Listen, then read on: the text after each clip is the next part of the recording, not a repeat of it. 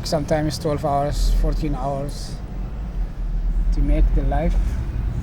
This makes hard life.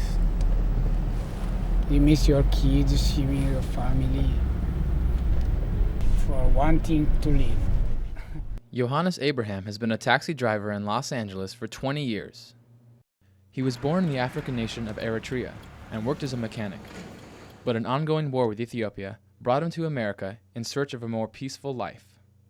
Either I have to go to fight or I have to escape to go any other place to make me safe. Abraham is one of thousands of cab drivers licensed to operate in the city. These companies just renewed a 5-year contract, which carries a condition many drivers are not happy about. That's not a right thing. That's not the right thing at all. The new contract will require a majority of LA's taxi fleet to make the switch to more fuel-efficient vehicles by 2016. There are currently 2,300 taxicabs in the city of Los Angeles, and roughly 70% of those will be replaced by vehicles with a smaller carbon footprint. The most frequent and recognizable cabs are the Crown Victorias seen here. But over the next 5 years, we're going to see these replaced by Toyota Priuses, Honda Civics, and other kinds of hybrid cars.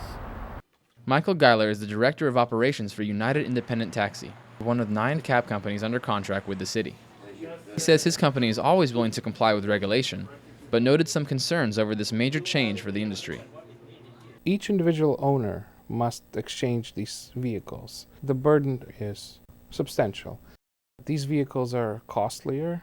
Their technologies are proven for use for private vehicles, but they're not really proven for in taxi service. Every legitimate cab in the city has a permit signed by LA Taxi Cab Administrator Tom Drischler. From the Caltrans building downtown, Drischler heads the Bureau of Franchise and Taxicab Regulation. He says this contract was something a lot of the city's top brass wanted. Anytime you can get a fleet to be converted to greener, more fuel efficient, that's good for everybody. The Department of Transportation projects a combined 113% reduction in smog and greenhouse gas emissions among LA's taxis.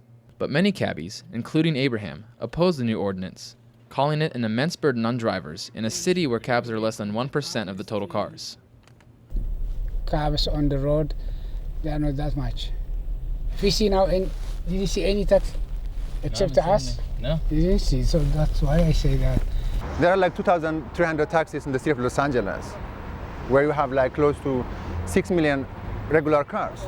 And how are we going to make impact on the environment with 2,000 taxis? Drischler says despite the small number, it's a step in the right direction for the city. In the big picture in LA, it doesn't seem like that big a chunk of vehicles, but it certainly is a good way to go. Meanwhile, cabbies like Abraham will continue to drive the streets, working for their piece of the good life. In Los Angeles, I'm Ryan Fonseca for Valley View News.